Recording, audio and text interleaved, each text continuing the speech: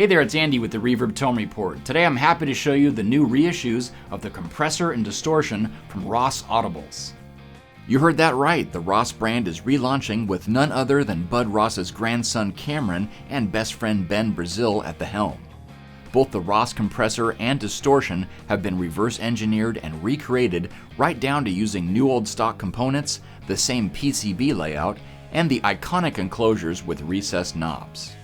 The gray compressor from the 70s is known to add color and texture, as well as hard-hitting compression and sustain. It was the foundation of the first Keeley compressor and has been a crucial piece of gear for Trey Anastasio, which led to used prices leaping over $500 on Reverb. Thankfully, the new and more affordable Ross compressor retains the same feel and smoothing properties as vintage models by using new old stock ICs, but you'll also find modern improvements such as a standard-sized DC jack, status LED, and a wider range of compression with the sustain control. The Ross Distortion is a true remake of the original 70s circuit, including the crucial new old stock germanium diodes. Along with the same general improvements as the compressor, you'll gain access to low and medium gain tones on the distortion knob, which highlights this pedal's unusual dynamic range and touch responsiveness for a distortion pedal. The Ross Compressor and Distortion are a genuine tribute to the vision of Bud Ross. This is just the beginning for Ross Audibles, so check out Reverb for these and more pedals in the future. So let's do a little comparison with the new and vintage version of the Ross Compressor. You'll notice that the sustain doesn't have to be as high on the newer model since it has a wider compression range.